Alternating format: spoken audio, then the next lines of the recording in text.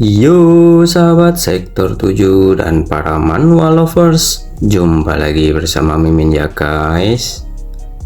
Untuk hari ini kita akan lanjutkan alur cerita manual Limit Breaker ya guys. Sebelum kita masuk ke ceritanya, Mimin ucapkan terima kasih sudah bersedia untuk klik video ini. Dan jangan lupa dukung Mimin dengan cara subscribe, like, dan komen di channel sektor 7 ya guys, agar tidak ketinggalan jika Mimin update video terbaru ya guys. Tanpa menunggu lama lagi, langsung saja kita masuk ke videonya. Mereview sedikit dari episode sebelumnya, diceritakan bahwa saat Kibong menuju ke pusat sihir utama, tiba-tiba dia dihadang oleh Park Tae-rim. Dia ada di sana dengan tujuan untuk menghentikan Kibong untuk melanjutkan perjalanannya, karena Tae-rim tak akan membiarkan Kibong begitu saja. Selain itu, Tae-rim juga mengatakan bahwa dia berbuat seperti itu karena di belakangnya ada kakaknya. Lalu Tae-rim pun menyuruh Kibong untuk maju dan mengajaknya bertarung. Kemudian pada episode kali ini diperlihatkan bahwa di pusat sihir lainnya terlihat Yui sedang berjalan dan melihat-lihat sekitarnya. Seakan menyadari kehadiran seseorang, kucing putih yang bersama Yui pun tiba-tiba mengeong. Melihat hal itu, Yui pun meminta orang yang bersembunyi untuk menampakkan dirinya. Akan tetapi tiba-tiba ada tembakan api yang menyerang Yui. Beruntungnya Yui dengan cekatan bisa menghindarinya. Setelah itu, orang yang bersembunyi itu pun menampakkan dirinya dan berkata bahwa dirinya selalu ingin merobek-robek Yui sampai habis. Siapa sangka mereka bisa dipertemukan seperti ini. Melihat orang yang keluar itu pun, Yui memanggilnya dengan panggilan bibi. Akan tetapi dia marah karena Yui memanggilnya dengan sebutan bibi, dan langsung menyerang Yui lagi menggunakan sihirnya. Menanggapi serangan itu, Yui pun mengaktifkan barir pertahanannya. Tindakan itu dipuji oleh lawannya dengan berujar bahwa kemampuan Yui boleh juga. Lalu berpindah di sumber sihir lain yang didatangi oleh agen Jugu. Di sana dia terengah-engah dan ada seorang yang sudah berubah menjadi separuh monster berada di depannya. Diketahui monster itu adalah buronan kelas 1 yang sedang dicari-cari bernama Park Hudok. Park Hudok pun berujar bahwa dirinya mempunyai mangsa yang besar hari ini, yaitu seorang tamer. Menanggapi hal itu, Jugu pun berujar bahwa rupanya Hudok sudah menyerah menjadi manusia. Sambil tersenyum, Park Hudok pun berujar bahwa dirinya sangat senang karena dianggap buronan yang paling dicari-cari. Itu merupakan keinginannya sejak lama. Mendengar hal itu, Jugo pun menanggapi dengan berkata, "Mari kita lihat apakah pilihanmu menjadi penjahat merupakan pilihan yang bagus."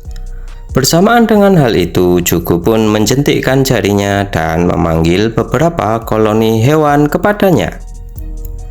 Melihat hal itu, Hudok pun tersenyum dan berkata, "Sungguh hewan-hewan yang imut."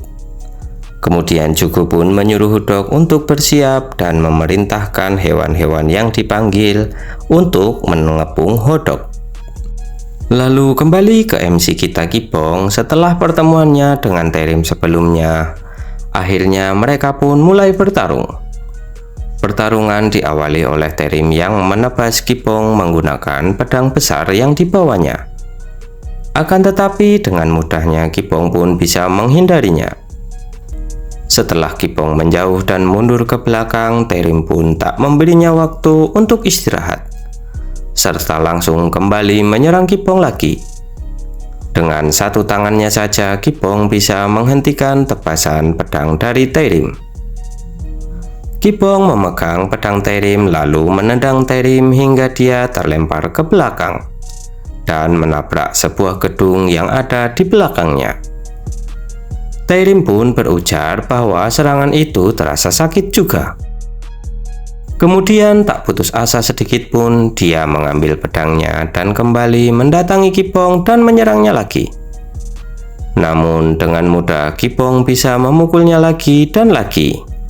Hal itu pun terulang beberapa kali, hingga membuat Taerim pun terjatuh, gemetar dan kesakitan. Namun dia pun masih berusaha untuk bangkit dan melawan Kipong.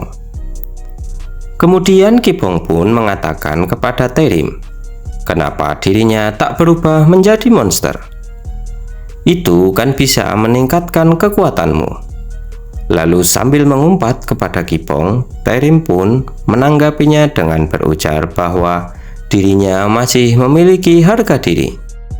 Akan tetapi Kipong menyelanya dengan berkata bahwa harga diri tak bisa melindungi orang-orang yang ada di dekat kita, karena dirinya lebih tahu hal itu daripada Taerim. Bersamaan dengan hal itu, dengan satu tendangan yang diarahkan ke kepala Taerim, Kipong pun menyelesaikan pertarungannya dengan Taerim. Hal itu membuat Taerim tak sadarkan diri dan Kiponglah yang menjadi pemenangnya. Kemudian diketahui bahwa saat ini waktu menunjukkan pukul 14:10. Dan di tempat pusat sumber sihir terlihat Direktur Guild Perisai sedang bersama dengan Master Guild Park Yurim. Dia berujar bahwa kota ini sangat kacau. Lalu Master Guild Park Yurim pun menanggapi bahwa dia mengetahuinya, dan dengan kesal dia berujar bahwa Kipong masih saja mengganggunya sampai akhir.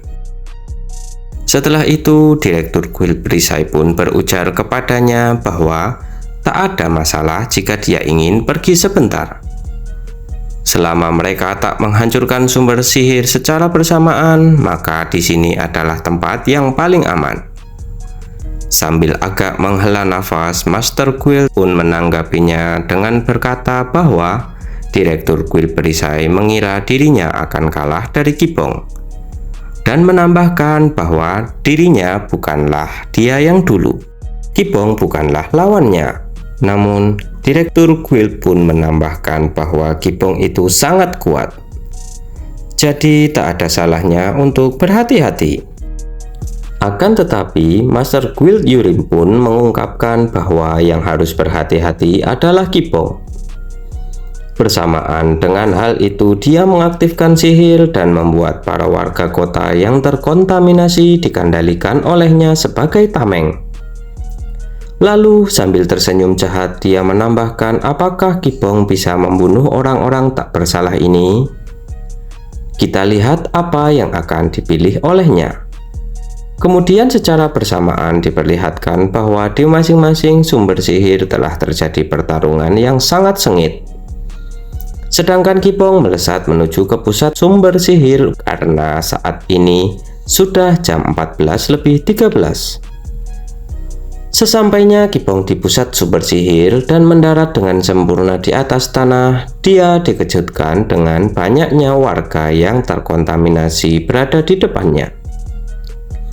Dan terdengar suara yang menyambut Kipong dengan berujar bahwa akhirnya kau sampai juga Kipong. Bersamaan dengan hal itu, Park Yurim pun langsung menyerang Kipong dari atas gedung dan menambahkan bahwa serangan ini merupakan balasan atas pukulan yang pernah diberikan kepadanya.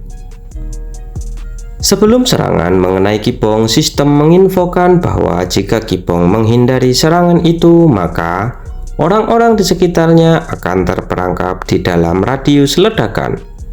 Jadi Kipong disarankan untuk menghentikannya saja. Lalu menanggapi serangan itu, Kipong pun berujar bahwa ternyata Yurim sangatlah lemah dan bersiap memukul serangan yang dilancarkan oleh Yurim.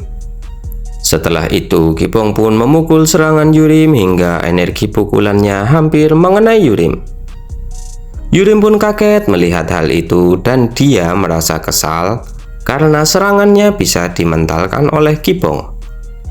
Lalu dia pun melompat dari atas gedung dan mendarat di antara para kerumunan orang-orang yang ada di depan Kipong. Kemudian sambil tertawa, dia pun berujar, "Bagus, memang seharusnya kau sekuat ini." Dan menambahkan bahwa akhirnya mereka bisa bertemu juga. Yurim juga mengatakan jika Kipong telah melakukan banyak hal hebat selama dirinya tak ada di sana. Menanggapi hal itu, Kipong pun meminta satu hal kepada Yurim, untuk tidak menyerah. Mendengar permintaan dari Kipong, Yurim pun berujar sambil tertawa bahwa dirinya memang sudah lama berada di luar negeri. Akan tetapi beraninya Kipong berkata jika dirinya mau menyerah. Bersamaan dengan hal itu, tiba-tiba keluar sayap seperti sayap naga dari punggung Yurim. Yurim pun berkata dengan sombongnya bahwa berhadapan dengannya saja sudah merupakan kekalahan bagi Kipong. Dan dia memerintahkan kepada orang-orang yang terinfeksi untuk menghabisi Kipong. Mendengar perintah itu, orang-orang yang terinfeksi pun secara bersamaan berlari menuju ke arah Kipong. Melihat hal itu dengan ekspresi serius dan santainya, Kipong pun masih terdiam santai tak bergerak. Lalu di sumber sihir lain, terlihat bahwa Taeryok yang dilawan oleh Kang Hui berubah menjadi sosok manusia setengah monster. Dia bertanya kepada Kang Hui, manakah keberaniannya sebelumnya? Sambil memukul Kang Hui bertubi-tubi. Menanggapi serangannya itu, Kang Hui pun bisa menahannya. Kemudian setelah ada celah, Kang Hui menghindari pukulannya dan membalas dengan serangan bertubi-tubi ke arah Taeryok. Akan tetapi tiba-tiba tangan Taeryok meraih kaki Kang Hui. Dan dia membantingnya dengan keras ke atas tanah, sembari berujar bahwa waktu bermainnya sudah habis. Dikarenakan hal itu, Kang Hui pun terkapar di atas tanah. Tak memberinya kesempatan untuk bergerak lagi, Taeryok pun kembali menghujani Kang Hui dengan pukulan bertubi-tubi. Melihat hal itu, wakil ketua tim Kipong pun kaget karena sepengetahuannya Taeryok dulu tak sekuat ini. Dan jika situasi ini terus berlanjut, maka misi di pusat 1 akan gagal. Lalu wakil kapten pun memutuskan untuk datang menyerang ke arah Taeryok dengan tujuan agar dirinya bisa memberikan waktu untuk Kang Hui. Akan tetapi sebelum serangannya mengenai Taeryok, tiba-tiba dia sudah terkena pukulan telak dari Taeryok dan terpental jauh hingga membuatnya tak sadarkan diri. Melihat hal itu, Kang Hui pun berteriak memanggil nama wakil kapten karena khawatir dengan keadaannya. Setelah itu, Taeryok pun mendatangi wakil kapten dan berujar, "Dasar serangga menyebalkan, mati kau." Sambil bersiap untuk menginjak-injak wakil kapten. Akan tetapi Kang Hui menembakkan sesuatu ke arah Taeryok dan berujar, "Hentikan, babi gila." Menanggapi hal itu, Taeryok pun meminta untuk tak memanggilnya dengan sebutan itu lagi, karena dirinya akan segera menghabisi Kang Hui. Merespon hal itu, Kang Hui pun mengatakan jika inilah alasan kenapa dirinya tak mau turun gunung. Kemudian, Kang Hui pun berubah menjadi sosok yang lebih dewasa, dengan rambut yang memanjang, kuku tangan yang memanjang, dan juga munculnya 9 ekor di punggungnya. Kemudian Kang Hui berujar kepada Taeryok bahwa apakah organ hatinya akan sekuat kulitnya, sambil memperlihatkan kuku-kuku panjang di tangannya. Kemudian diperlihatkan di pusat sumber sihir di mana Kipong masih tenang tak bergerak setelah orang-orang yang terinfeksi datang untuk mengeroyoknya. Lalu Kipong pun berujar bahwa akhirnya dia akan menggunakan skillnya untuk pertama kali. Sistem pun memperjelas apakah Kipong akan benar-benar menggunakannya. Tak menanggapinya, Kipong pun berkata aktifkan skill Dragonfire. Bersamaan dengan hal itu, orang-orang yang akan mengeroyok Kipong pun terpental dan merasa ketakutan karena efek dari skill Dragonfire dari Kipong. Tidak hanya orang-orang yang takut, Yurim pun merasakan jika tubuhnya bergidik ketakutan dan jatuh tertunduk di atas tanah. Kipong pun berjalan menuju ke arah Yurim dengan santainya. Kemudian di hadapan Yurim, Kipong berujar bahwa dia memohon sekali lagi agar Yurim jangan menyerah. Merasakan keadaan itu, Yurim pun bingung kenapa dirinya bisa takut kepada Kipong dan tak tahu apa penyebabnya. Dengan mengepakkan sayapnya, Yurim pun terbang di depan Kipong dan berniat untuk menyerang Kipong dengan sihirnya. Dia memakai sihir seperti telekinesis yang mengangkat semua batu-batu dan melemparkan ke arah Kipong sambil berujar bahwa dirinya akan merobek-robek anggota tubuh Kipong dan menyuruhnya untuk mati layaknya serangga. Menanggapi hal itu, Kipong pun berujar bahwa Yurim sudah gila.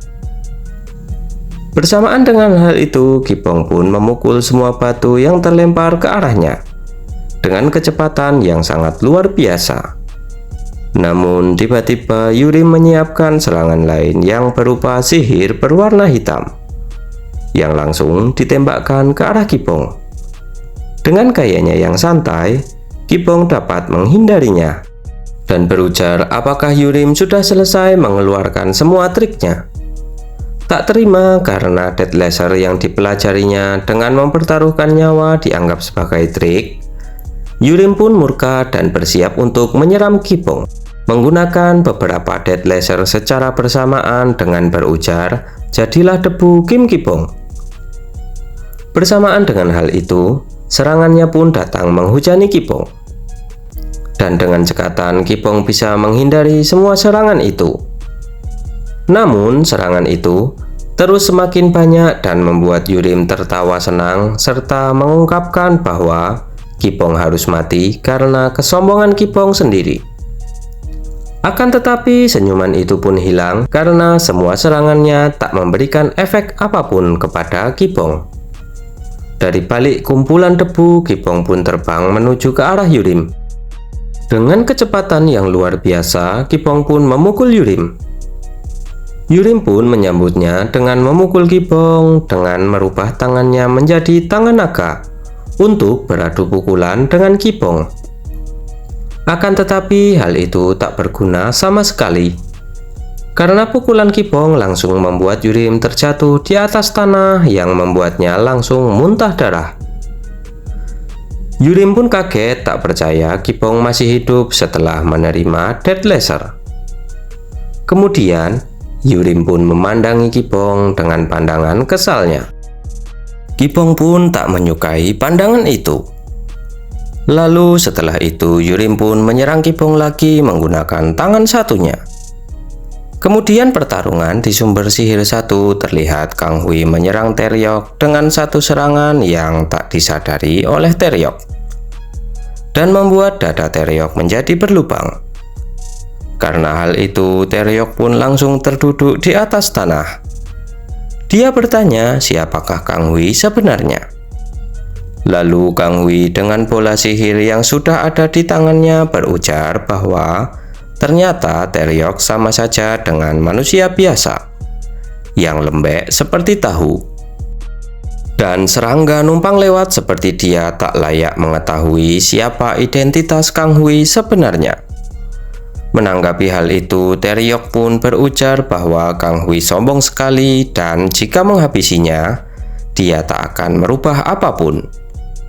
Tak peduli dengan hal itu, Kang Hui pun berujar bahwa sepertinya teman-teman Taeryok tak berbeda dengannya. Lalu Kang Hui pun meremas bola sihir yang ada di tangannya hingga hancur. Bersamaan dengan hal itu, Taeryok pun juga terkena efek dari hancurnya bola sihir yang dipegang oleh Kang Hui. Lalu Taeryok pun langsung pindah alam. Kemudian ditunjukkan MC kita Kim Kipong yang sedang memukuli Yurim, menyerangnya lagi, dan lagi, hingga membuat Yurim lemas dan babak belur. Lalu sambil mencekik leher Yurim, Kipong berujar bahwa Kipong tak peduli demi apa Yurim melakukan semua hal ini, dan mengingatkan satu hal kepadanya, Karena kejadian sebelumnya yang terjadi di sektor migrasi zona B, maka Yurim harus bertanggung jawab dengan tindakannya. Dan Kipong juga menambahkan bahwa mulai sekarang ini adalah saatnya untuk Yurim bertanggung jawab akan semua itu. Dan meminta Yurim melakukan yang terbaik yang dia bisa. Karena Kipong akan menghabisi Yurim dengan cara yang paling menyakitkan di dunia ini. Bersamaan dengan hal itu, Kipong pun bersiap untuk menyerang Yurim. Bagaimanakah kelanjutan ceritanya? Kita lanjutkan di episode minggu depan ya guys. Sekian untuk episode kali ini. Terima kasih sudah menonton dan bye-bye.